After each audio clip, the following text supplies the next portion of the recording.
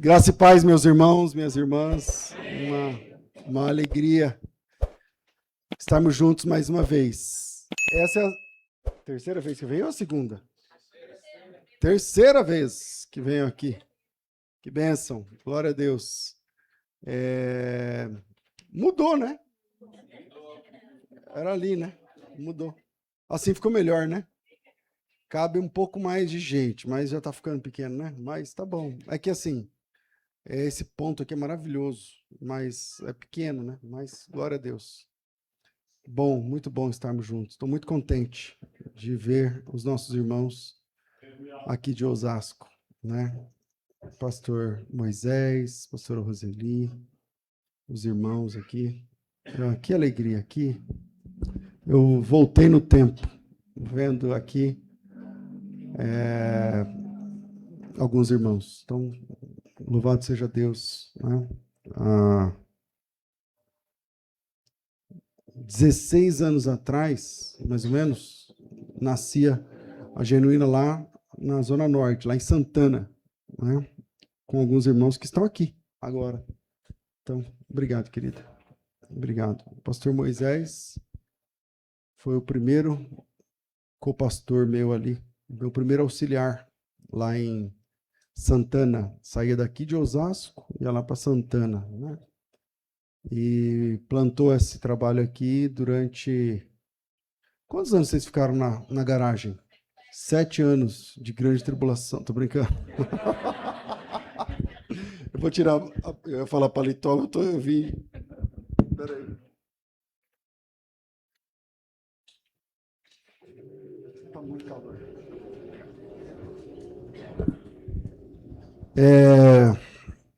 7 anos, né, na garagem. Nesses 7 anos eu também estive lá algumas vezes, tipo umas 3 também, mais ou menos. E agora, nesse lugar aqui que falta ar-condicionado. Já tem o ar-condicionado? Ah, já tem? Que bom. Bárbara. E por que não instalou, gente? Pelo amor de Deus. É caro para instalar, né? É outro valor, pelo amor de Deus. É bom rever aqui alguns irmãos. Ivan, pastor Ivan, Deus abençoe. Sua esposa, filho, que bênção. Glória a Deus. E demais irmãos. Ver o Melques bem de saúde. Oramos muito pela vida dele, viu, Silvanildo? Glória a Deus. Glória a Deus. Eu os convido ao texto de Gênesis, no capítulo 3, e no versículo 6. Mas mantenha a Bíblia aberta aí, que a gente vai trabalhar bastante os textos em volta desse. Qual que é o meu horário aqui? 9h30? Então vamos lá. O texto diz o seguinte. Todo mundo achou aí na Bíblia? Vendo a mulher que a árvore era boa para se comer, agradável aos olhos, e desejável para dar entendimento, tomou-lhe do fruto e comeu. Deu também ao marido e ele comeu. Abriram-se então os olhos de ambos, e percebendo que estavam nus, coseram folhas de figueira e fizeram para si cintas ou aventais, depende da versão que você tem aí. Quando ouviram a voz do Senhor Deus, que andava no jardim pela viração do dia, esconderam-se da presença do Senhor Deus, o homem e sua mulher, por entre as árvores do jardim. E chamou Deus ao homem e lhe perguntou: onde estás? Onde estás? E ele respondeu: ouvi a tua voz no jardim, e porque estava nu, tive medo e me escondi. Perguntou-lhe Deus: quem te fez saber que estavas nu? Comeste da árvore de que te ordenei que não comesses? Então disse o homem: A mulher que me deste por esposa, ela me deu da árvore e eu comi. Disse o Senhor Deus à mulher: o que é isso que fizeste? Respondeu a mulher: a serpente me enganou e eu comi. Então o Senhor Deus disse à serpente: visto que isso fizeste, maldita és entre todos os animais domésticos, e o és entre todos os animais selvagens. Rastejarás sobre o teu ventre e comerás o pó todos os dias da tua vida. Porém, inimizade entre ti e a mulher, entre a tua descendência e o teu descendente. Este te ferirá a cabeça. Tu lhe ferirás o calcanhar. E a mulher disse: multiplicarei sobremodo os sofrimentos da tua gravidez. Em meio a dores darás à luz filhos. Teu desejo será para o teu marido, e ele te governará. E Adão disse: visto que atendeste à voz da tua mulher e comeste da árvore que eu te ordenara que não comesses, maldita é a terra por tua causa. Em fadigas obterás dela sustento durante os dias da tua vida. Ela produzirá também cardos e abrolhos, e tu comerás a erva do campo. No suor do teu rosto comerás o teu pão, até que tornes a terra, pois dela foste formado, porque tu és pó, e ao pó tornarás. E deu o homem nome de Eva, a sua mulher, por ser a mãe de todos os seres humanos. Fez o Senhor Deus vestimenta de peles para Adão e a sua mulher, e os vestiu. Então disse o Senhor Deus: eis que o homem se tornou como um de nós, conhecedor do bem e do mal. Assim que não estenda, ou melhor, conhecedor do bem e do mal. Assim que não estenda a mão e tome também da árvore da vida e coma e viva eternamente. O Senhor Deus, por isso, o lançou fora do jardim do Éden, a fim de lavrar a terra de que fora tomado. E expulso o homem, colocou querubins ao oriente do jardim do Éden, e o refulgir de uma espada que se revolvia para guardar o caminho da árvore da vida. Amém. Aloir, que bom te ver. Tudo bem? É assim que termina o capítulo 3 do livro do Gênesis. E para falarmos sobre graça, salvação, perdão, a gente precisa entender do que nós somos salvos, por que somos salvos, por quem somos salvos, quando somos salvos, o que acontece ao sermos salvos, e por que nos perdemos, quando nos perdemos, e o que aconteceu quando nos perdemos. E por que é que nós precisamos de salvação? Por que é que nós precisamos de um Salvador? Se você é tão bonzinho, se você é tão boazinha, se você não quer o mal de ninguém, se você... Sabe quando você vai evangelizar e a pessoa fala: mas eu não faço mal a ninguém, não desejo mal a ninguém, não sei o que e tal. Então, por que eu estou perdido? Qual é a lógica de estar perdido? Se há um tipo de lógica, qual é a lógica de estar perdido? Uma certa igreja fazia uma campanha de evangelismo, né? E ela colocou uma placa do lado de fora, né? A campanha era a semana inteira, não sei o quê, tipo uma cruzada, e lá fora, na placa estava escrito: só Jesus salva. Placas que a gente vê, tal, só Jesus salva. E aí no outro dia, aí colocaram a placa, né, para ficar a semana toda, não sei o quê. E aí no outro dia picharam a placa. Alguém passou lá e escreveu na placa. E aí escreveu assim: mas salva de quê? Então ficou assim: só Jesus salva. E aí a pessoa perguntou: mas salva de quê? Né? Então aquela pergunta que não parecia lógica, parece um vandalismo, mas nem todo mundo se dá conta de que esse ponto não é tratado. Esse ponto não é bem tratado. Por isso a ideia da cesta básica é uma sexta-feira como essa, um assunto básico da fé, para a gente tratar em profundidade. Porque a gente está numa sociedade cristã e a gente pressupõe que todo mundo sabe do que estamos falando quando pregamos que Jesus salva. Afinal, somos uma civilização colonizada pelos cristãos, portugueses, assumimos que todo mundo entende do que é que a gente está falando, mas a pergunta que o cara pichou no muro fazia sentido. Só Cristo salva. Tá, de quê? De que ele te salva? Ele está te salvando de quê? Por que a gente precisa dele, de um salvador? Do que eu preciso ser salvo? Quem me salva? O que acontece comigo se eu não for salvo? O que acontece comigo se eu for salvo? Eu estou sendo salvo de quê? Quando eu sou salvo? É agora? É na eternidade? Eu já sou salvo hoje? Como eu posso ser salvo? O que eu faço? Eu faço para ser salvo? Não faço? Eu mereço? Não mereço? O que eu posso fazer para ser? Ou o que eu posso fazer para manter? Questões como essas são importantes para a gente entender mais sobre a graça, sobre a salvação, a redenção. Então, a nossa questão aqui é muito importante. O texto que nós lemos, se a gente vai trabalhar esse tema, a gente tem que trabalhar com base no texto bíblico. E o texto que nós lemos, Gênesis 3, trata exatamente da queda. A queda, pessoal, não é apenas uma tentação de, sabe, eu quero fazer um jejum, não consegui.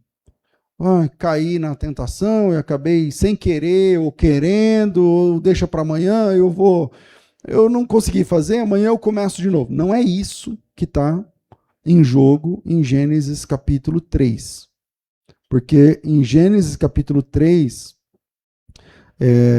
a Bíblia diz que a queda, ela gerou um colapso geral. Não é somente a sua alma que precisa de um Salvador. Também o seu corpo. Também o seu espírito. Também sua natureza. Também suas relações. E não apenas os animais. Aí você fala, pastor, mas peraí, Deus vai salvar bichos? Não, mas a Bíblia diz lá em Romanos que a criação geme aguardando a adoção dos filhos de Deus. Porque no texto que nós lemos do capítulo 3, no versículo 18, 17 e 18, diz assim, Deus diz assim para Adão, visto que você atendeste a voz da tua mulher e comeste da árvore que eu te ordenara que não comesse, maldita é a terra por sua causa. Ela também produzirá espinhos ou cardos e abrolhos, depende da versão que você tem aí.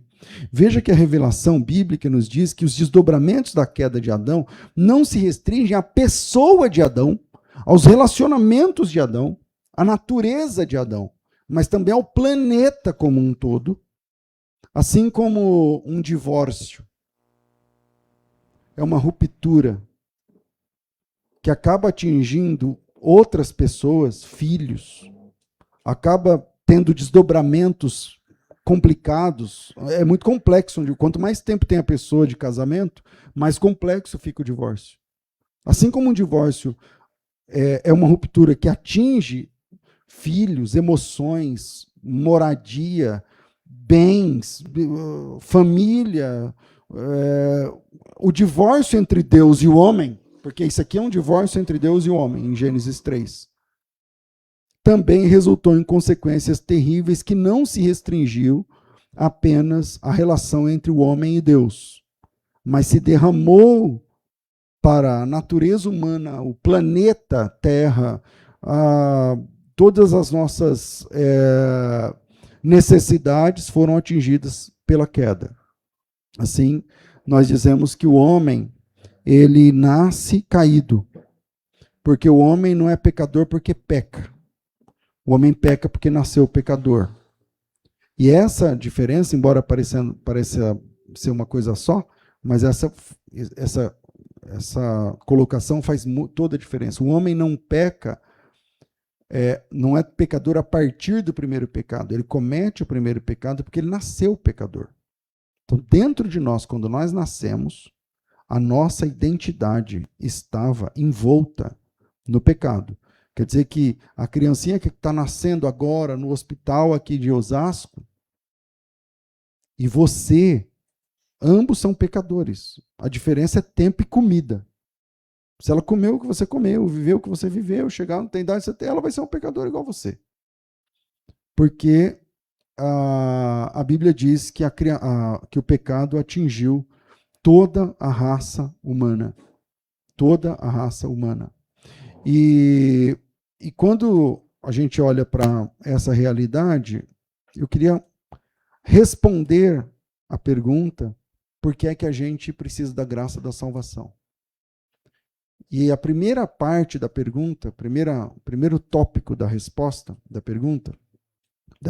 a essa pergunta é o seguinte: para quem gosta de anotar os estudos bíblicos, nós precisamos de um Salvador, porque na queda nós morremos. Na queda nós morremos. Esta é a afirmação da fé cristã. Quando o homem rompeu com Deus, ele morreu. Por isso que lá em Efésios fala assim: estávamos mortos nos nossos delitos e nos nossos pecados. Então essa é a primeira afirmação da fé cristã, é que quando o homem caiu, ele morreu, nós morremos. Rompemos com Deus, morremos. A Bíblia diz que tudo que existe, existe em Deus. Essa informação está em Atos 17, 28, salvo engano. Atos 17, 28 diz assim, ó: porque em Deus nós vivemos, nos movemos e existimos. Não está transmitindo aí? Não dá para colocar? Atos 17, 28. Vê se é aí, porque eu estou falando meio de cor, mas eu acho que talvez seja. Está aí? Porque nele vivemos, nos movemos e existimos. Tudo que existe, existe em Deus. E o ateu? O ateu depende de Deus para existir. O bêbado que fica lá enchendo a paciência do culto, ele existe em Deus, permitiu que ele existisse. Tudo que existe, existe em Deus. Em Deus nós vivemos, nos movemos, existimos. Então, quando nós rompemos com Deus, nós assumimos que Deus iria nos lançar para longe da existência, ou seja, morremos. Porque a palavra de Deus era muito clara. Deus chamou Adão antes que existisse a mulher. Isso, volta uma página do texto base aí, é o capítulo 2, versículo 16. Deus chamou o Adão antes que existisse a mulher e disse assim para o Adão. 15. É 15 ou 16? Eu não sei. O Senhor Deus tomou o homem, colocou sobre o jardim do Éden para cultivar e guardar, não sei o que. 16. E o Senhor Deus ordenou ao homem, dizendo: de toda a árvore do jardim comerás livremente, mas a árvore do conhecimento do bem e do mal não comerás, porque no dia que comer, certamente morrerá.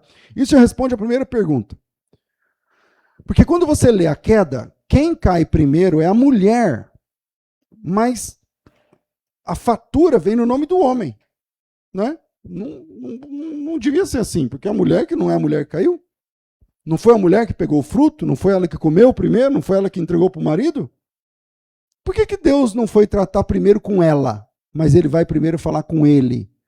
Porque quando Deus proibiu comer aquela árvore, ela não existia. A gente parou no versículo 17. Olha o 18.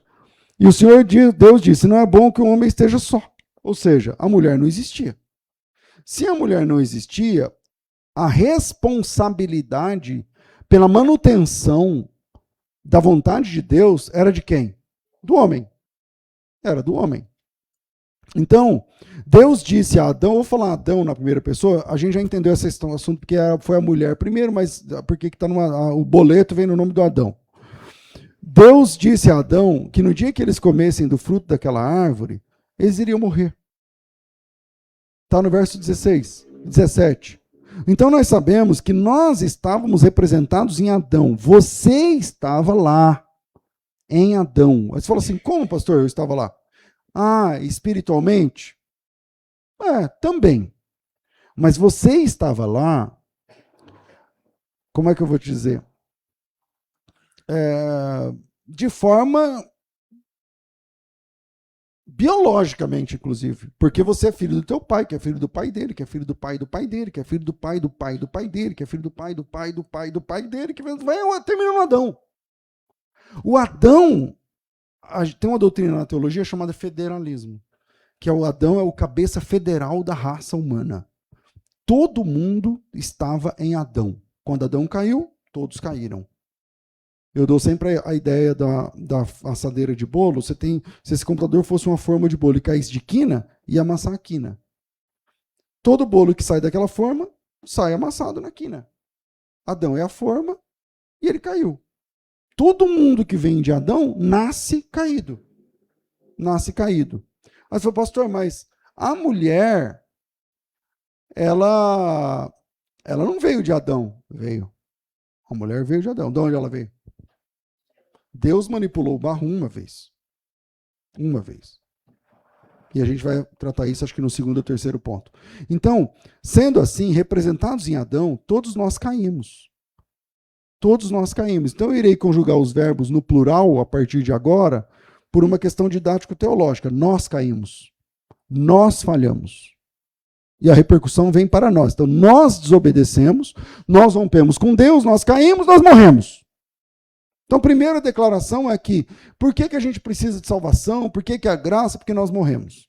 Rompemos com Deus, rompemos a nossa comunhão com Deus, jogamos fora a nossa comunhão com Deus, tirando de Deus a decisão, porque assim, o que é a queda num sentido estrito? A queda é o seguinte, antes da queda tem o homem. O homem, ele tem em Deus sua referência de tudo que pode e que não pode. O que pode? O que Deus disser que pode. O que não pode? O que Deus disser que não pode. Aí o dia que Deus falou assim, você pode fazer tudo, menos comer disso aqui, então ele tem uma regra. Quando o homem descumpre essa regra, a mensagem que ele está mandando é a seguinte, o Senhor não é mais referência para mim. A sua vontade não me interessa. O que o Senhor quer, para mim, não importa mais. Eu vou comer o que eu quiser. E aqui, meus irmãos, falta muita compreensão na igreja brasileira, na igreja cristã, que é o seguinte, as pessoas acham que o diabo, vou falar o diabo e não a serpente, porque a Bíblia diz que Satanás é a antiga serpente. As pessoas acham que o diabo estava ali fazendo de Adão um adepto, no sentido de que o diabo agora é a referência de Adão, mas não é bem isso. Se você ler com calma o capítulo 3, o que acontece no verso 1? A serpente, a mais astuta de todos os animais que o Senhor Deus tinha feito, disse à mulher. Ele chega na mulher e fala assim, escuta, cadê? Escuta.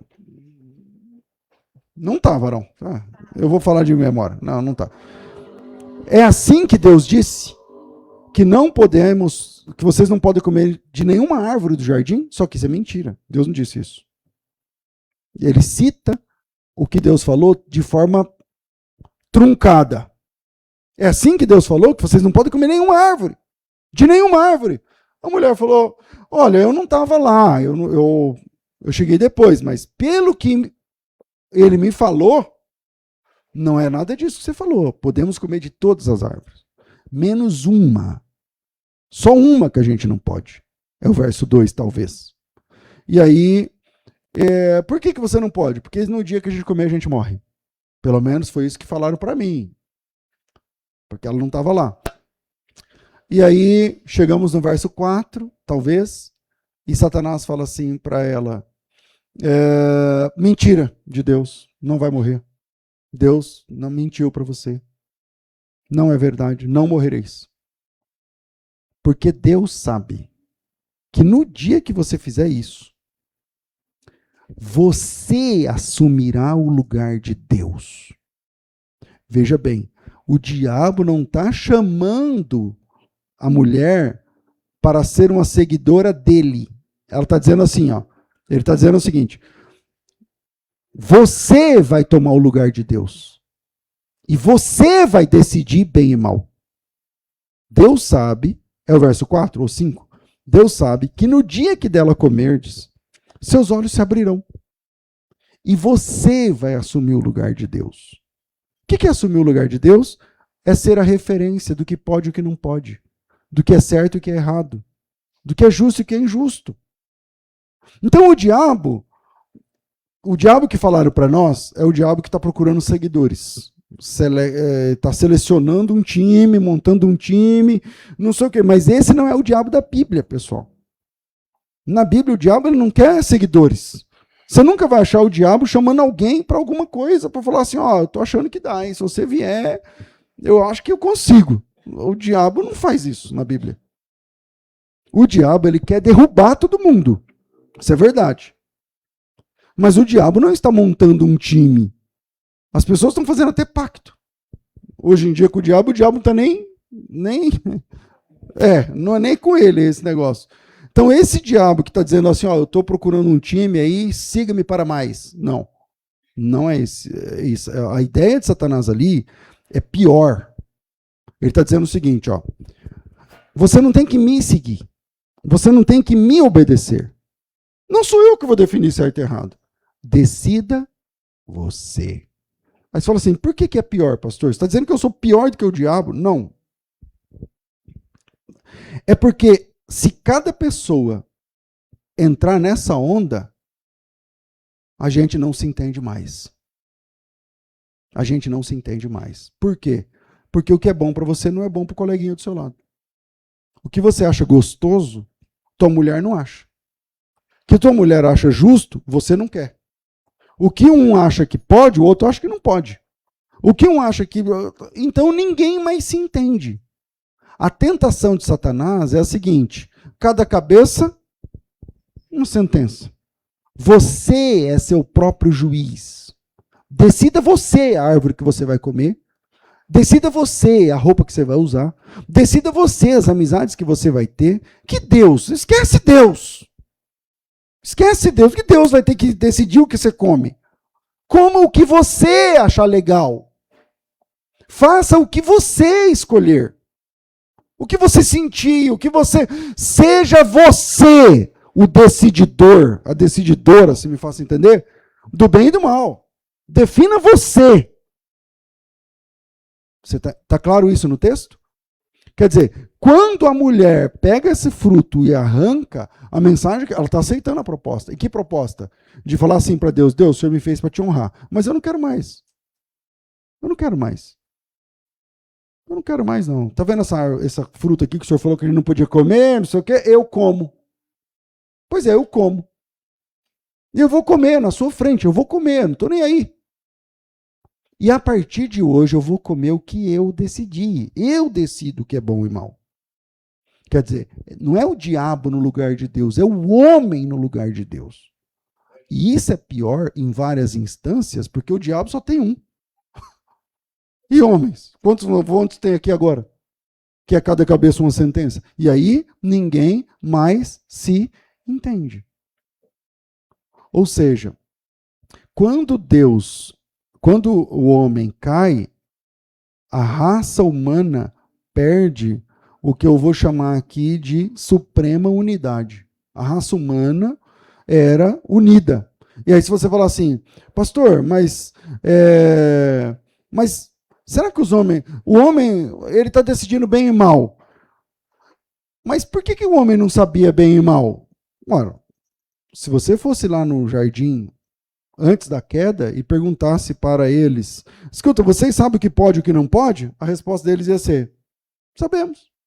Se você fosse lá no jardim antes da queda e perguntasse para eles, peraí, uma pergunta aqui para vocês, estou num seminário aí da cesta básica, tal, o cara está falando aí uns negócios, vamos lá.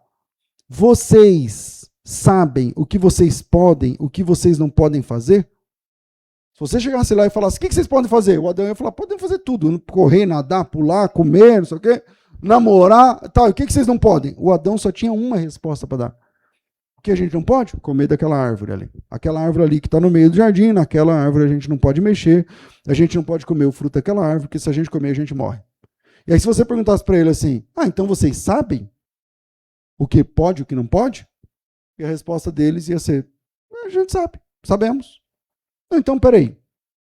Vocês também sabem o que é certo e errado? Sim, sabemos. Como vocês sabem? Deus falou pra gente. Deus falou pra gente o que pode, Deus falou pra gente o que não pode. Então vocês também sabem o que é bom e mal? Bem e mal? Sabemos? Sim, sabemos.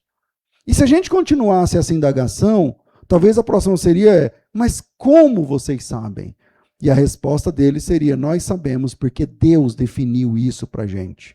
Deus definiu o que pode, Deus definiu o que não pode. Ou seja, então Deus é quem tinha a prerrogativa de decidir o que era bom e o que era mal, o que era possível, o que era impossível, o que era permitido e o que não era permitido.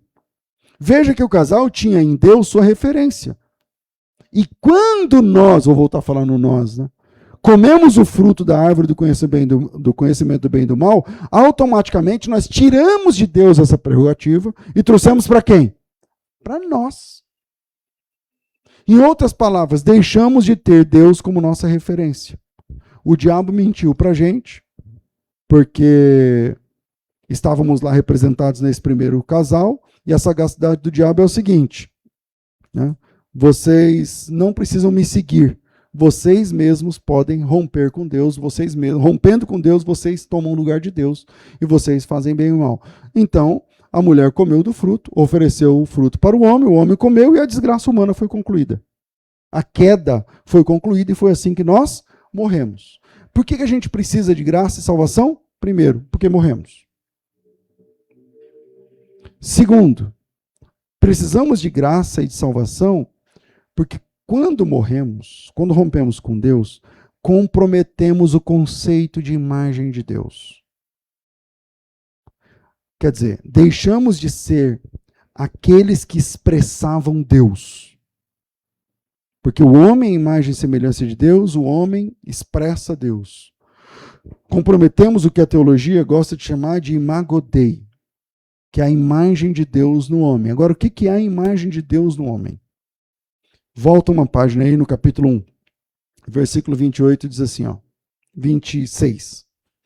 Então disse Deus, façamos o homem à nossa imagem, conforme a nossa semelhança. Tenha ele domínio sobre os peixes do mar, aves dos céus, animais domésticos, não sei o quê. Versículo 27. Criou Deus, pois o homem à sua imagem. A imagem de Deus o criou. Homem e mulher os criou. Outra versão, macho e fêmea os criou. Os abençoou, disse, sede fecundos, multiplicar, encher a terra, sujeitar, dominar e tal. Veja que no texto tem muitos detalhes. E o primeiro detalhe aqui é que Deus fala no plural. Façamos. É como se Deus estivesse falando com outra pessoa tão poderosa quanto ele, porque senão não é façamos. Você só fala façamos se a outra pessoa também pode fazer o que você quer fazer. Faz sentido? Senão não é façamos. Senão Deus diria assim, assiste aí que eu vou fazer. Mas ele está dizendo façamos. O homem é a nossa imagem, conforme a nossa semelhança.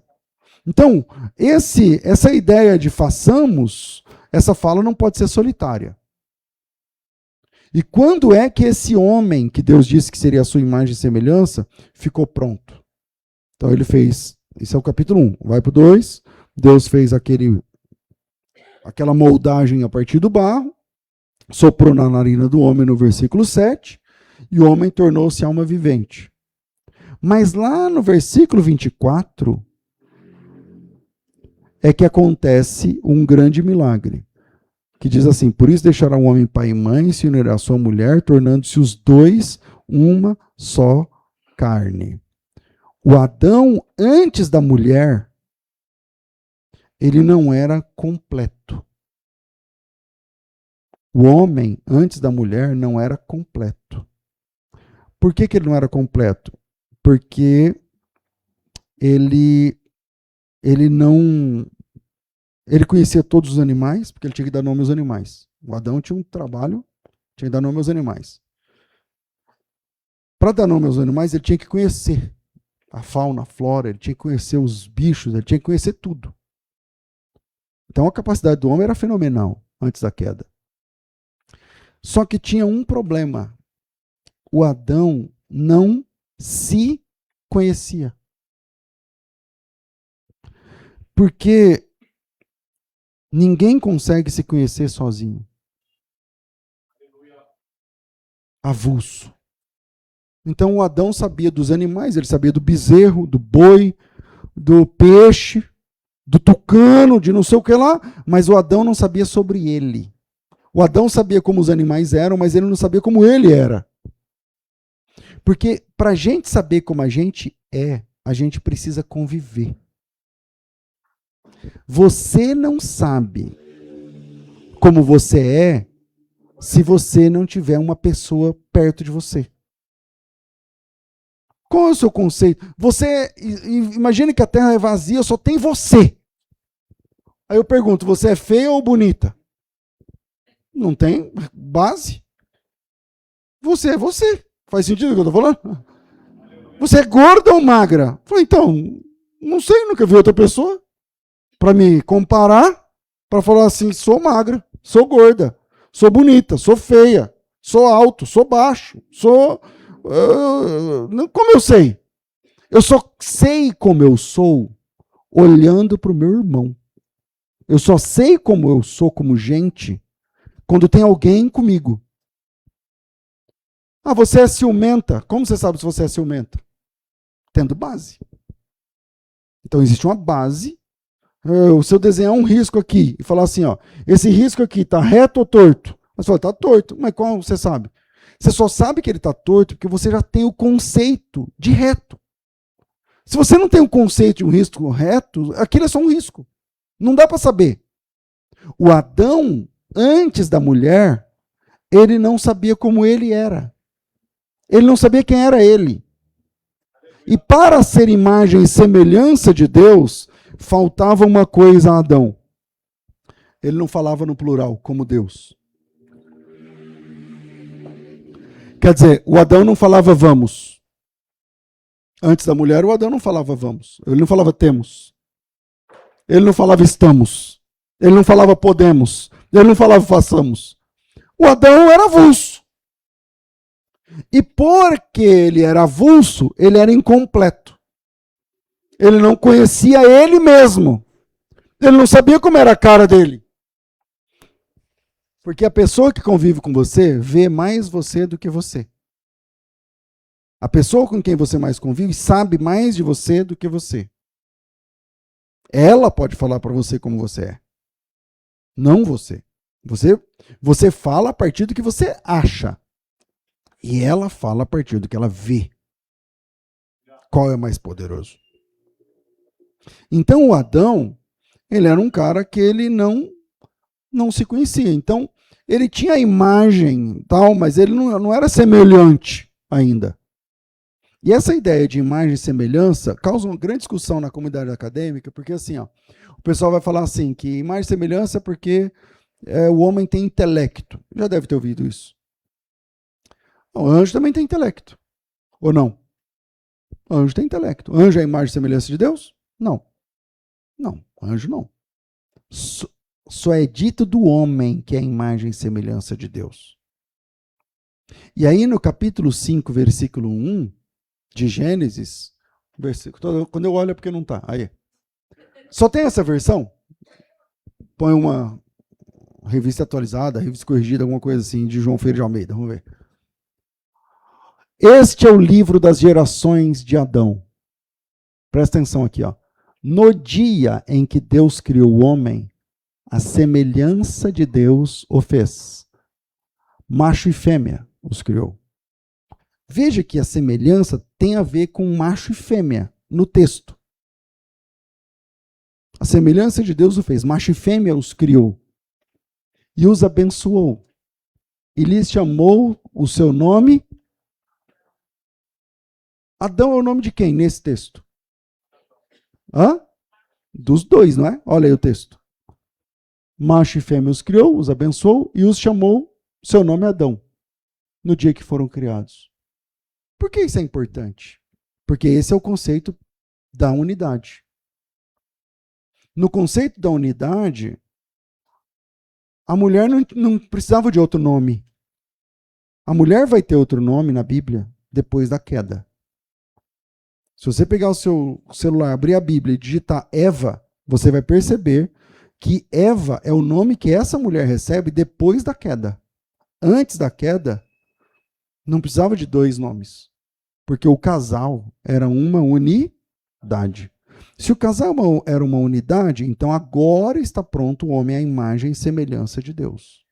Porque quando Deus chegava no jardim e dizia a Adão, o casal vinha falar com Deus.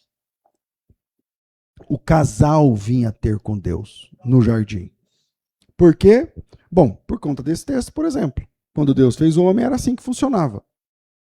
Então, quando o homem se tornou uma comunhão, agora ele pode falar no plural. Vamos, temos, podemos. Agora ele pode se conhecer um ao outro. Agora ele pode falar como Deus no plural. Porque Deus é uma unidade composta.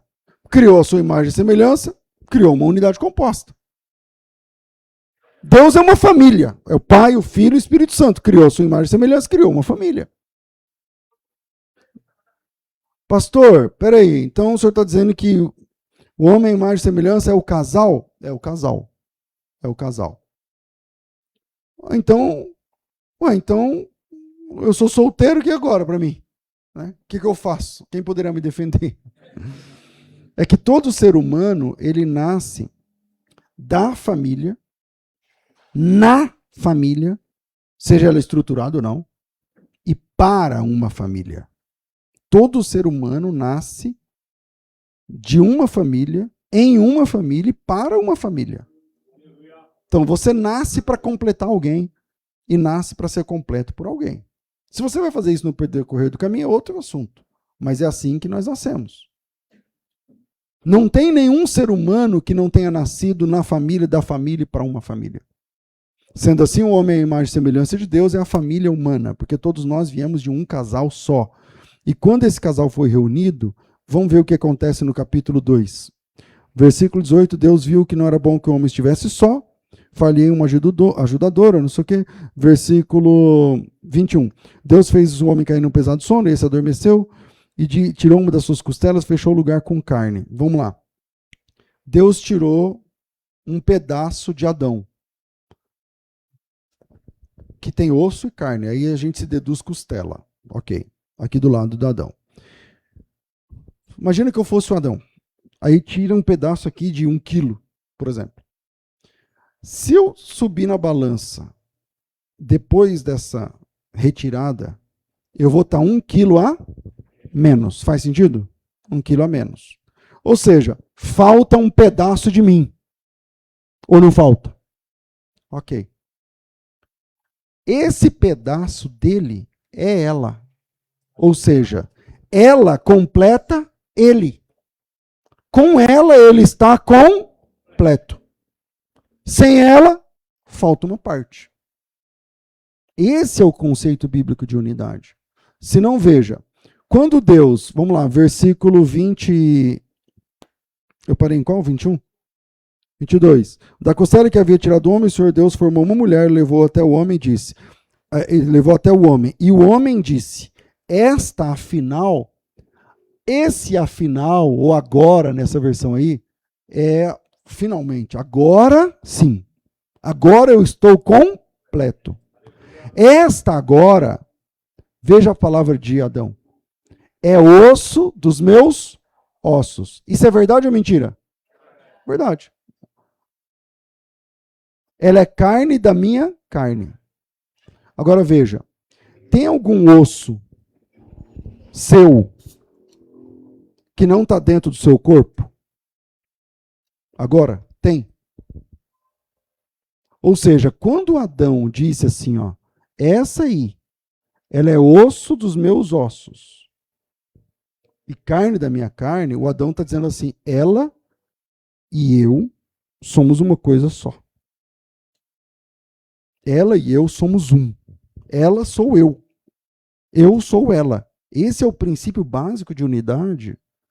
Quando Jesus apareceu para Saulo de Tarso no caminho de Damasco, quem Saulo estava perseguindo? Ele era perseguidor da... E quando Jesus apareceu, Jesus falou, Saulo, Saulo, por que persegues a igreja? Ele disse o quê? Mas Saulo não estava perseguindo Jesus. Saulo não estava perseguindo Jesus. Saulo estava perseguindo a esposa dele. Mas quando toca na esposa, o marido fala, é comigo o seu problema. O seu problema não é com a igreja, é comigo. Você está me perseguindo. Porque esse é o conceito bíblico da unidade do casamento. Qualquer homem que se preze, se mexer com a mulher dele, é com ele que mexeu, ou não? E aí, quando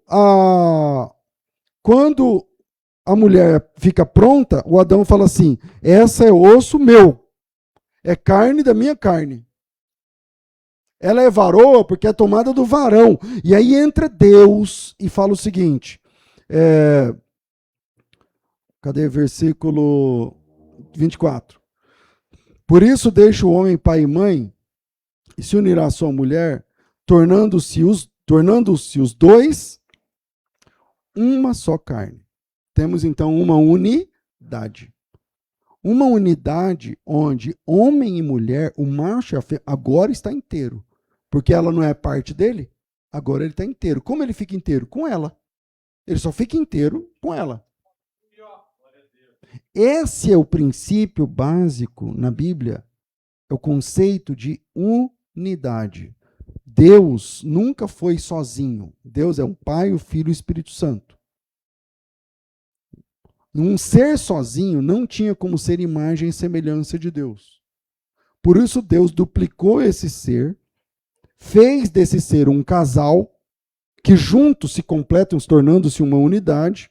Deus deu uma anestesia lá geral no homem, pegou uma parte, pegou dessa parte, fez um clone igual aquele, o primeiro, numa linguagem moderna, e como Deus é o engenheiro dos engenheiros genéticos, ele fez desabrochar nesse segundo ser humano algo que não havia desabrochado no primeiro, de forma que se tornaram complementares. E quando eles se tornaram complementares, Deus celebrou o casamento deles. E quando Deus celebrou o casamento deles, nasceu o homem à imagem e semelhança de Deus. Então, o homem à imagem e semelhança de Deus é o casal. É o par, é a unidade composta.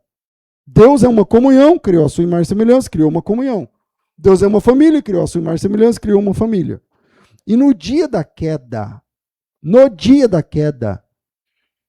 nós perdemos a unidade. Essa unidade que ele olha para ela e fala, ela sou eu. Ela e eu somos uma coisa só. Essa unidade rompe na queda. Essa unidade rompe na queda, por quê, pastor? Porque, veja bem, qual é o último versículo do capítulo 2? O último versículo do capítulo 2 é assim, ora, os dois estavam nus, pelados, né? E não havia problema, alguma coisa assim, né? Ninguém se envergonhava, não sei o quê, porque eles eram nus e ninguém se envergonhava, ok.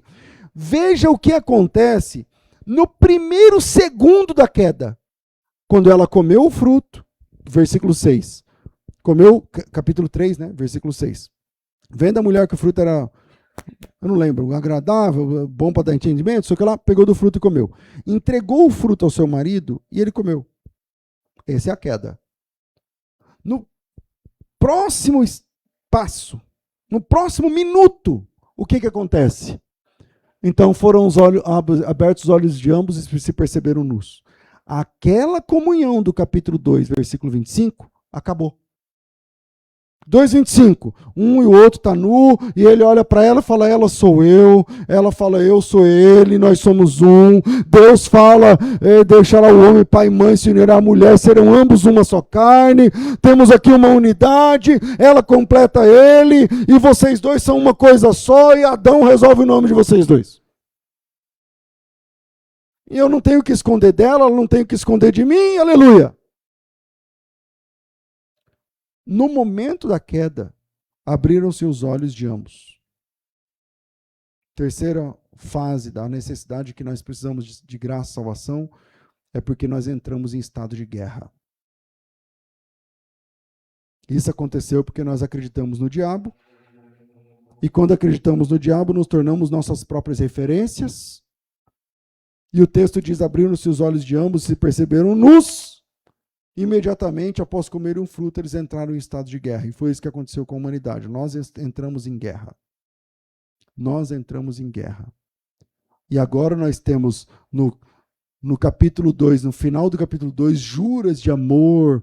Essa é o osso dos meus ossos. Essa sim, agora vai, agora eu sou completo, não sei o que lá. E aí, no capítulo 3, veja, essa é o osso dos meus ossos, capítulo 2. Não tem osso que não está no meu corpo que não seja meu. Se ela é o osso dos meus ossos, sou eu. Se ela é carne da minha carne, sou eu. Ela sou eu sou ela. A gente não é uma dupla, é uma unidade. Nós somos uma unidade. Acabou, fechou. Primeiro momento depois da queda, eu sou eu, ela é ela. Não é assim? Eu sou eu. Ela, trate com ela o que o senhor tiver de falar com ela. Comigo o que o senhor tiver de falar comigo. O resultado é a quebra da unidade é porque nós entramos em guerra. Agora nós temos um ser humano se escondendo do outro. Agora nós temos um ser humano se protegendo do outro. Agora nós temos um ser humano olhando para o outro e verificando e vendo que não pode mais mostrar tudo. Que é isso que acontece no versículo 7. E abriram-se os olhos de ambos e perceberam nus. Os olhos de ambos se abriram e se perceberam nus. E começaram a costurar folhas de figueira e fizeram para si cintas, aventais, roupa, depende da versão que você tem. Quer dizer, um ser humano está olhando para o outro e vendo que ele não podia mais se revelar. Porque de repente o homem não sabia mais quem era, e nem o que ele estava mostrando, e nem a quem ele estava mostrando. E ele pensou, eu não posso mais mostrar tudo que eu sou. E de repente a mulher não sabia mais o que estava expondo, nem a quem estava expondo, nem o que ele podia fazer com aquela informação. E ela olhou para ela mesma e disse, eu não posso mostrar tudo que eu sou para ele. Eu não posso mais mostrar tudo que eu sou para ele. E no dia da queda nós comprometemos a imagem de Deus porque nós quebramos a unidade familiar e entramos em estado de guerra. Isso significa que nós quebramos a unidade humana. E é assim que nós comprometemos a imagem de Deus em nós. Por essa razão, Deus não podia mais se ver em nós. Porque para se ver em nós, a gente precisa ser uma unidade. Lembra o que Jesus disse? Que eles sejam um. Porque se eles forem um, o mundo vai ver o Senhor neles. Por essa razão, a quebra da unidade, Deus não pode mais ser visto em nós. Porque nós estamos divididos. E como Deus não pode mais ser visto em nós, porque nós nos dividimos, nós entramos em estado de guerra. Entramos em estado de guerra. Foi o que nós nos tornamos depois que nós rompemos com Deus. Primeiro nós morremos. Depois passamos a ter vergonha um do outro. E quando rompemos com Deus, Deus deixou de ser aquele que podia decidir o que era certo e o que era errado na vida da gente. E a gente mesmo passou a decidir o que é certo e o que é errado, o que pode e o que não pode. E a gente só decidiu o errado e a gente só decidiu o que não pode. E a gente só escolheu o errado o tempo todo. E o tempo todo a gente foi escolhendo cada vez mais errado. E ponto a ponto nós comprometemos a imagem de Deus pelo fato de Deus não poder se ver mais em nós. E essa realidade é verificável. Não é a teologia, não é da minha cabeça. É assim que nós vivemos. Eu não estou falando de roupa. Eu estou falando que a gente não se mostra tudo mais para o outro. Nunca mais. Eu estou falando que você vê de mim o que eu quero que você veja. E que eu vejo de você o que você quer mostrar. Mas não é tudo. Porque a queda nos fez desconfiar um do outro. Você acha que você sabe tudo da sua melhor amiga? Não sabe. Você não sabe. Por quê, pastor? Porque ela não te conta tudo. Ela não te contou tudo. Ah, duvido, pastor, que você não conhece fulana, não contou tudo. Sabe como eu sei? Porque você não contou tudo para ela. Ou contou? Você não sabe tudo da pessoa. Porque esse é o mote depois da queda. É pagar a terapia e mentir para o terapeuta. É marcar com o pastor pedindo aconselhamento e mentir para o pastor. Maquiar a verdade, esconder uma parte boa do assunto. Contar a sua versão. Depois da queda, nós entramos em guerra, em estado de guerra. E a quebra da unidade é, por definição, a mãe de todas as guerras. Seja ela bélica, seja ela racial, seja ela religiosa, de intolerância, seja ela de sexo, de gênero, seja ela de classe social, seja ela... Escolha uma guerra! E eu te mostro que o problema é a quebra da unidade. E que antes eram irmãos. E que agora ninguém se suporta. Então, quando Deus chega, que esse é o texto que nós lemos, quando Deus chega, ele fala assim, Adão, onde você está? E aí o Adão se esconde, e Deus chama o Adão e fala para ele assim, cadê você? Onde você está? Eu percebi que eu estava nu, tal, eu me escondi. Quem te mostrou? Quem decidiu que você estava nu? O fato dele se ver nu já é uma primeira decisão, porque agora é o homem que decide. Agora é o homem que está no lugar de Deus, não é? Então o homem decide o que é bom, o que é errado, o que é certo, o que pode, o que não pode. O homem decidiu que ele estava nu. Mas Deus falou, quem decidiu isso? Não era só eu que decidia? Quem decidiu? E aí o Adão fala...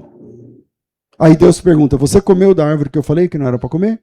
E ele falou, comi. Mas foi ela. Veja que no início ele vê ela e se vê. Então começa assim, ela sou eu e ela somos um. Depois, ela é a outra pessoa. Eu sou eu, ela é ela. E isso para virar o inimigo é um pulo. Então primeiro, eu e ela somos um.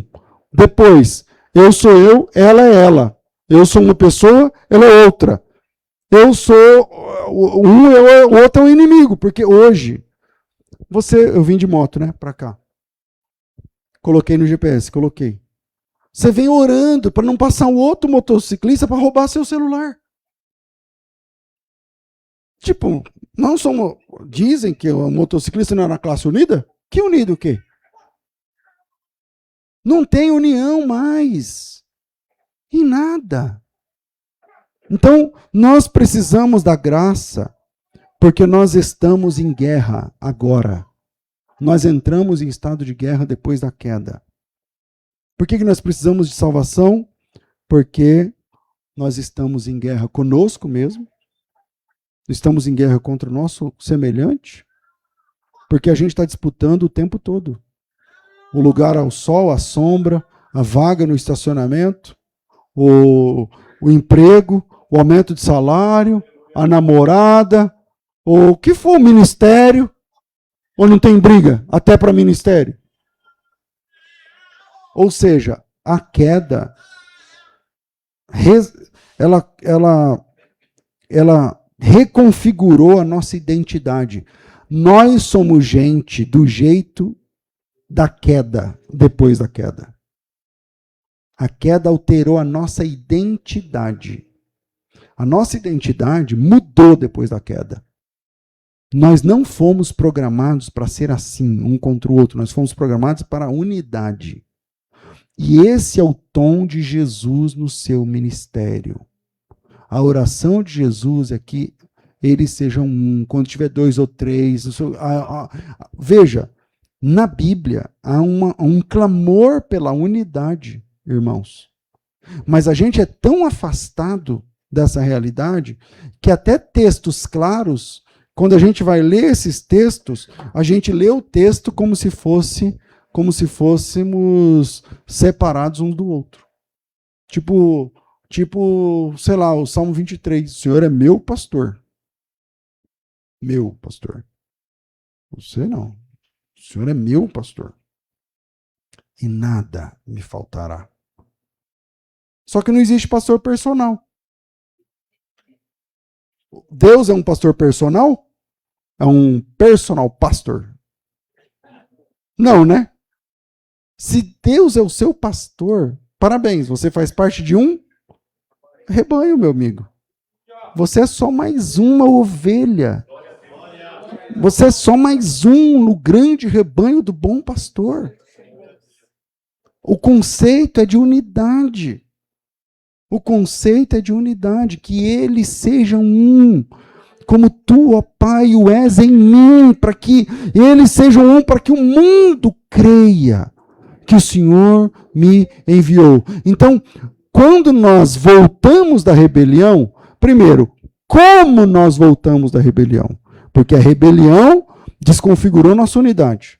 Desconfigurando a nossa unidade, entramos em estado de guerra. Entrando em estado de guerra, construímos a nossa identidade do jeito errado. Porque construímos a nossa identidade na queda. Construímos a nossa identidade na queda, meu amigo. Aqui é a queda. Então, pouca farinha, meu pirão primeiro. Você está entendendo? É na queda. E nós aprendemos a ser gente, construímos a nossa identidade longe de Deus, num tripé, que eu vou chamar de consanguinidade, porque você é e repete o que teu pai e tua mãe te ensinou. De conterraneidade, porque você é o que o pessoal de volta, de onde você nasceu, viveu e cresceu, é. Você olha para eles. E em terceiro lugar desse tripé, cultura. Você é o que você foi estudar, foi pesquisar, foi... E talvez na parte da cultura você destoe, talvez, um pouco daquele pessoal da conterraneidade, se me faça entender. Então, veja. Eu sou o César. Tá, eu sou resultado do quê? Bom, sou resultado da criação dos meus pais. Então, na hora da DR lá em casa, eu tenho que ouvir minha mulher falando que eu pareço meu pai. E ela não está errada. Você está falando igual ao teu pai, você está falando igual a tua mãe, você está falando não sei o quê, porque isso forjou a minha identidade. Não é só a minha cara. Eu não herdei do meu pai só a cara, que eu pareço muito meu pai. Mas não é só a cara que eu herdei. É o jeitão de ser, tal, tal. E aí, vamos para a conterraneidade. Porque eu sou do Mato Grosso do Sul. Eu sou jagunço. Lá, homem que é homem, não sei o que lá. Eu aprendi isso. Eu aprendi a ser homem assim. Eu não sou de igreja, né? Eu não sou oriundo de igreja. Eu não nasci na igreja. Então, eu aprendi a ser homem assim. Quando eu tinha, nem lembro quando eu tinha 16 anos, meu pai queria me dar um revólver. Não, você já tem 1 metro e não sei quanto, você já tem pelo não sei aonde, então você é homem. Esse é meu pai. Esse é meu pai. Então é essa bagagem que eu trouxe para a vida. Então é consanguinidade, conterraneidade e cultura. Aí você vai ler uma coisa, você vai aprender, hoje tem os vídeos, tem não sei o que e tal. Aí talvez na cultura você talvez fure a bolha. Mas ainda assim, você está preso nesse tripé, que forjou sua identidade na queda. Essa é a sua identidade na queda. O que é na queda, pastor? Longe de Deus. O que é longe de Deus, pastor? É você decidindo o que é bom e mal. É você decidindo o que é certo e errado. É você escolhendo o que pode e o que não pode. Não é essa a proposta do diabo? Não é isso que nós fazemos? Não é você que cada cabeça uma sentença? Não, na minha opinião, não sei o quê. Não, para mim, não sei o quê. Esses são os de Satanás. Essa é a cultura de Satanás. Pastor, não tinha pensado nisso. Como é que volta? Da queda? Bom, primeiro a gente tem que assumir que a gente morreu e deixamos de ser filhos de Deus. Éramos, por natureza, filhos da ira de Deus. Éramos, por natureza, filhos da ira. É isso que éramos. Não, entendi já, tá bom. O que eu faço para voltar? Bom, para voltar, vamos lá para o texto, por exemplo, de Marcos 1. Lá em Marcos capítulo 1, eu acho que é o versículo 12, tem o batismo de Jesus. E veja, não sem razão, a Bíblia chama Jesus de o último Adão. Por que o último Adão? Eu falei versículo 11, 12, não, versículo 10, versículo 9. Naqueles dias, veio Jesus de Nazaré, da Galileia, e por João foi batizado no Jordão. Para e pensa essa cena. Eu estou escolhendo Marcos, que é o mais curto dos relatos. Pensa na cena. O João Batista batizando uma galera lá no Jordão, milhares de pessoas, talvez, centenas, quiçá milhares. E tem uma fila. E você fala assim, eu também vou participar. Eu estou ouvindo o pregador aí da Galileia, que é o João. Ele está falando umas coisas que faz sentido, eu quero entrar nesse movimento. Eu quero fazer parte. Aí você descobre que para fazer parte tem que ser o batismo. Aí você vai. Imagina que na sua frente está Jesus. Ninguém sabia quem era Jesus ali. Quem é Jesus até aquele momento? O filho do carpinteiro. Tá, vamos lá, na fila do batismo. Quando chega, você está atrás. Quando Jesus pisa na água do Jordão, o João Batista para o batismo e fala, não. Lembram? Não. É você que deveria. Eu não posso te batizar. Eu não posso te batizar. Se você estivesse atrás de Jesus, você ia falar assim, uai, o que esse cara fez? Porque o João está batizando todo mundo. Por que ele não batiza ele? Por que ele não quer batizar esse cara? O que esse cara fez? E aí você ia ouvir o João aumentar a atenção e o João ia continuar dizendo assim, eu não sou digno de te batizar. Era eu que deveria ser batizado pelo Senhor, não o Senhor que deveria ser batizado por mim. E aí você que está lá atrás de Jesus fala assim, quem é esse cara? Quem é esse cara? Quem é esse? Por que é que o João diz que não é digno? Quem é esse homem que está na minha frente? E aí Jesus ia levantar a mão e ia dizer, fica tranquilo, João. Eu estou aqui para cumprir toda justiça de Deus. O que é a justiça de Deus? Aí você ia ficar pensando, pronto, o que é a justiça de Deus? Você está lá na fila, né? Que negócio é a justiça de Deus? Do que esses caras estão falando do quê? Eles estão falando do quê? E Jesus entra na água e João Batista vai imergi-lo na água e vai tirá-lo da água.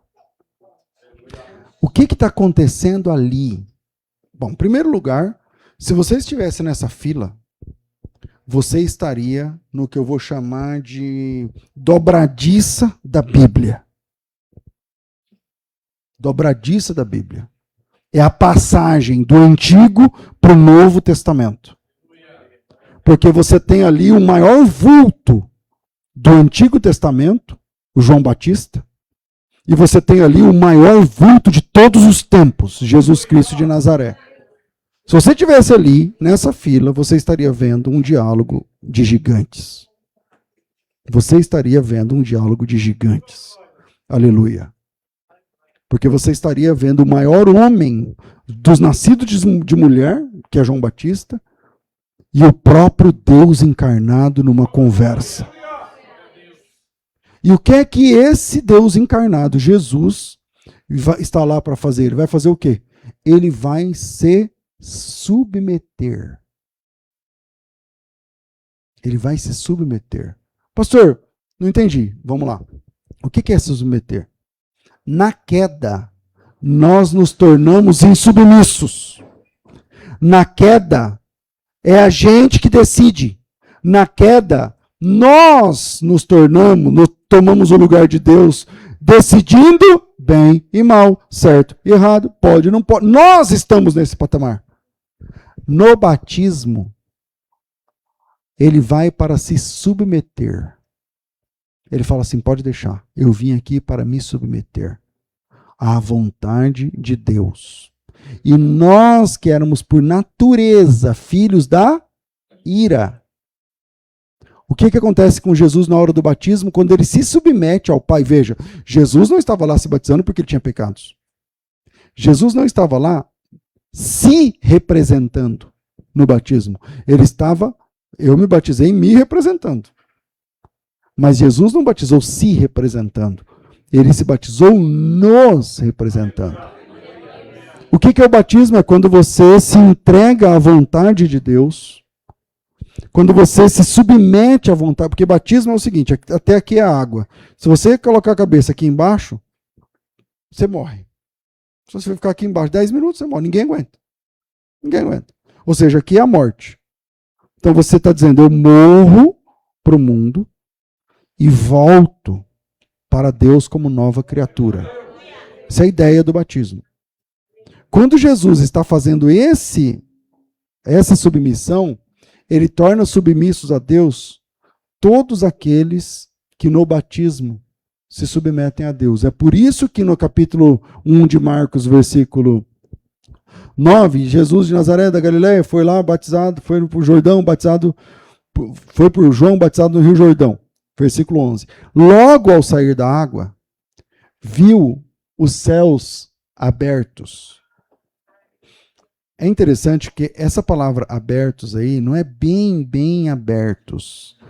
Ali é rasgar-se. Tem alguma versão que está dizendo isso? Ou não? Ó, tem uma ali, tem mais uma ali. Viram os céus rasgarem-se. Olha lá, rasgando-se. E o Espírito descendo. Dá a ideia, lê só esse texto aí, não dá a ideia de o céu se rasgando. Do que ele está falando? Dá a ideia de alguém ávido por sair. Que na primeira oportunidade que pode, desce e vem. E é isso que acontece quando Jesus se batiza, o Espírito vem sobre ele. O Espírito vem sobre ele. Como pomba diz o texto. Então é ouvida a voz dos céus dizendo, este é meu filho amado. Éramos por natureza filhos da ira. Quando você se submete a Deus, você se torna filho amado de Deus. E esse sinal é voltar da rebelião. Na rebelião, nós nos afastamos de Deus. Eu tenho meu jeito, bom o que eu acho que é bom, certo eu acho que é certo, sei o quê. Então, no batismo, você vai em submissão e fala, Deus, eu estava errado o tempo todo.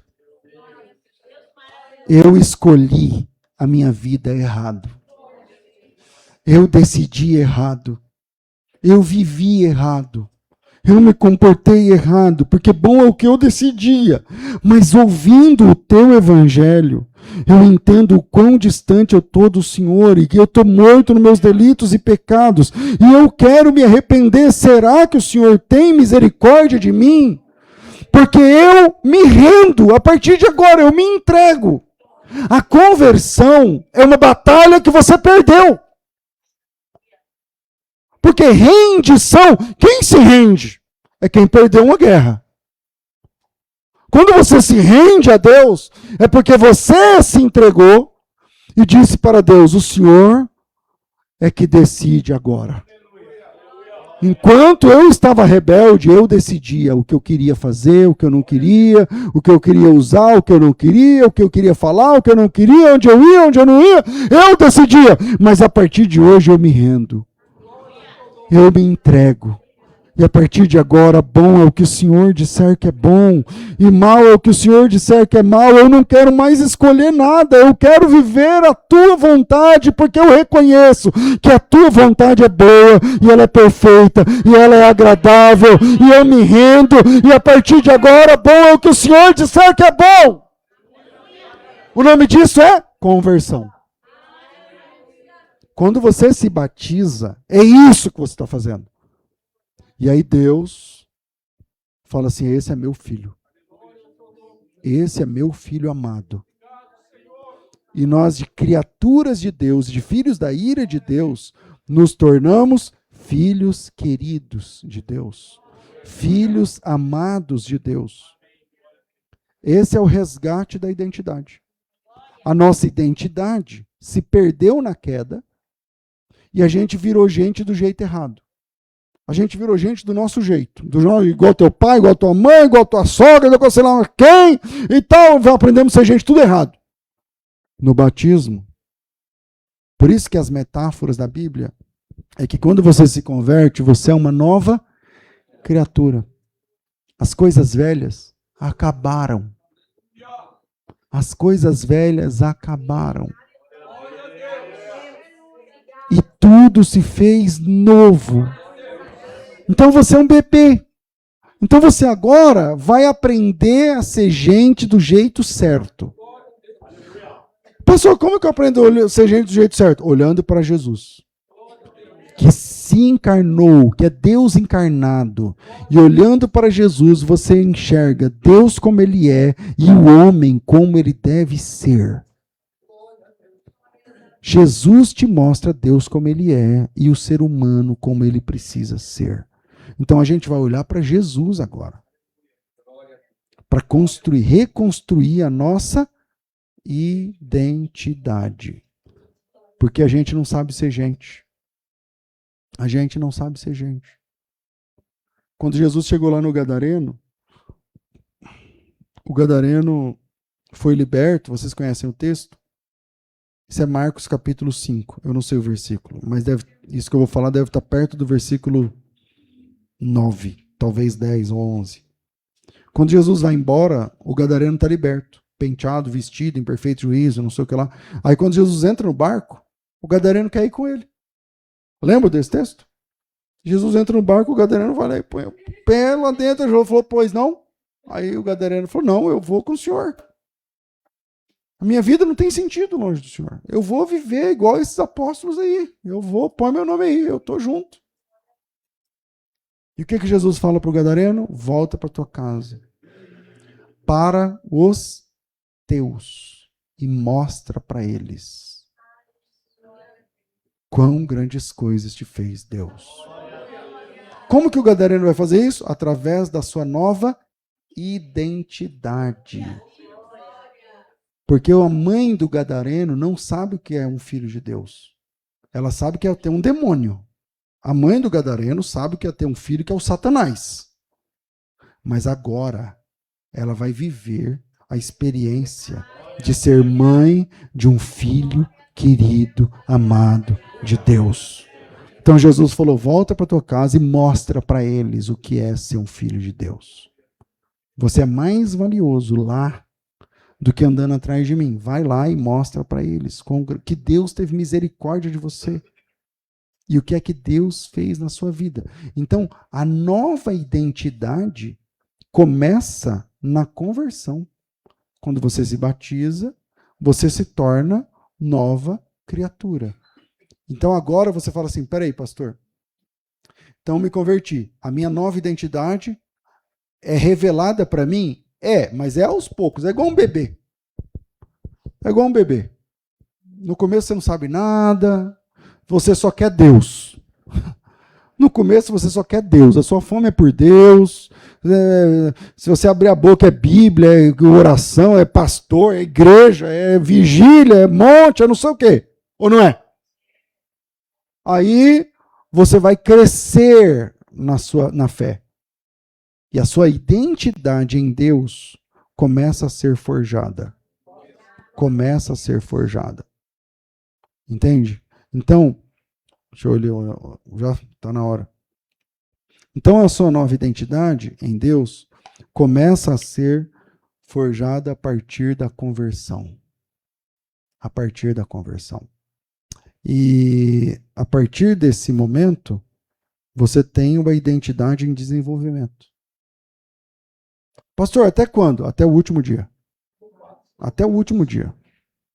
Deus está forjando em você o filho amado que Ele quer. Até o último dia isso vai demorar. Nós estamos em construção. Deus está construindo em você um filho querido dele. Aí às vezes a gente dá umas bolas fora, né? A gente lembra da velha, porque assim, veja bem, a nossa natureza antiga não é tirada de nós. Ela está aí dentro. E agora você tem a nova natureza, o novo nascimento. E aí você vai fazer escolhas na vida. Agora você vai fazer escolhas. E essa é a tensão de Romanos 7, quando Paulo fala, eu entendo o que eu tenho que fazer, mas não consigo fazer. E essa é a tensão que todos nós vivemos, meus irmãos. Que é, eu sei que eu sou uma nova criatura, e eu sei o que eu devo viver para honrar a Deus. Eu abri mão de escolhas, então agora bom é o que Deus disser, certo é o que Ele falar, então agora eu sou dele. Eu sou filha dele, eu sou filho dele. E as tentações, vamos lá, a gente estava em Marcos 1, quando Jesus é chamado de filho de Deus. Então o que acontece ali no batismo? No batismo, Jesus tem a sua identidade revelada publicamente pelo Pai. Lembra que você estava na fila atrás de Jesus, na nossa hipótese? O que acontece? Aí Jesus entra na água. O céu se rasga, o Espírito Santo vem, o Pai fala, esse é meu filho amado, eu gosto dele. Quem era Jesus na sua frente uma hora antes? Alguém da fila. Quem era Jesus? O filho de José, filho do carpinteiro, filho da Maria, o carpinteiro de Nazaré, não sei o quê. Quem é Jesus agora? Filho amado de Deus. Mudou a sua identidade. Quem disse que ele é filho amado? Deus. Deus. Aí quando a gente está no versículo 11, aí entra o 12. O Espírito conduziu Jesus ao deserto, onde ficou 40 dias sendo tentado por Satanás, não sei o que, estava com as feras, os anjos serviam, não sei o que lá. O que vem na tentação? Para isso a gente vai precisar de Mateus 4, porque Mateus 4 tem a tentação mais detalhada, né? Então vamos para uma outra câmera desse texto. Jesus sai do batismo, entra num jejum de 40 dias. Normal para quem se converte é jejum, é oração, é vigília, é tudo isso. Beleza. E quando Jesus jejua os 40 dias, chega Satanás. Capítulo 4, versículo 3. Então o tentador, aproximando-se, disse a Jesus: se tu és filho de Deus, manda que essas pedras se transformem em pães. Porque está escrito que manda que essas pedras se transformem em pães. Então Jesus disse, está escrito. Essa versão aqui não me ajuda. Nem só de pão verá o homem, mas de toda palavra que sai da boca de Deus. Veja que a tentação que Jesus sofre não é sobre o pão, é sobre a sua identidade. A tentação não começa assim, come pão. A tentação não é quebra o jejum. Você não está em jejum de 40 dias? Quebra esse jejum. A tentação não é dietética. A tentação não é quebra de um jejum. A tentação é, se você é filho de Deus, porque eu não acho que você seja. Esse é o diabo. Esse é o tentador. A tentação de Jesus começa assim, ó. Se você, primeiro, olha a sua situação. Uma pessoa que jejua 40 dias perde um percentual de massa gigante do seu corpo. 40 dias sem comer. Quantos quilos perde? Jesus estava feio. Jesus estava mal, fome. Pensa como é que estava a situação no deserto. Chega Satanás e fala, tá mal, né? Tá ruim, hein? Não, já estive melhor. Tá muito feio, hein? Quantos quilos você perdeu? Eu não sei, não tem balança aqui, mas perdi bastante um bocado. Perdi um bocado. Mas, e aí? Tá no jejum? Tô jejuando. Até que dia que vai esse jejum? Até Deus falar. Por que até Deus falar? Porque Ele é a minha referência.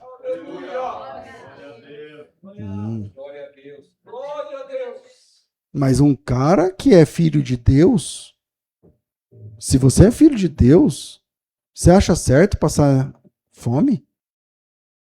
Você acha certo um filho de Deus passar necessidade? Você acha certo um filho de Deus? Veja bem, a tentação de Satanás não é pão. A tentação de Satanás é sua identidade. Não é sobre comer ou não comer o pão. Não é glúten, não é trigo, não é nada disso. A tentação de Satanás é o seguinte: você não é o que você acha que você é. Você não ouviu o que você acha que ouviu. Porque se você fosse filho de Deus mesmo, filho de Deus não pode passar o que você está passando. Filho de Deus não pode passar necessidade. Você está aqui sentado, em Osasco, numa sexta-feira, querendo aprender a ser filho de Deus e com o nome sujo. Filho de Deus não pode ter nome sujo. Você está aqui agora, mas você sabe o que você fez. Filho de Deus não pode fazer isso. Você está aqui agora, mas você não tem condição para... Você está devendo não sei quem. Filho de Deus não pode passar isso. Porque filho de Deus, se você é filho de Deus, você tem que comer o melhor, não tem? Se você é filho de Deus, veja, todo esse discurso que hoje é pregado por pastores evangélicos, quem inventou foi o diabo para tentar Jesus. Essa teologia que se ouve hoje em igrejas cristãs, a primeira pessoa que falou isso foi Satanás, para tentar nosso Salvador. Mas hoje são pastores que falam: se você é filho de Deus, as coisas precisam funcionar. A questão é sobre a identidade de Jesus. Que identidade? Aquela que foi revelada no batismo. Que identidade? Esse é meu filho. Esse é meu filho. É por isso que Jesus falou assim, ó: nem só de pão vive o homem.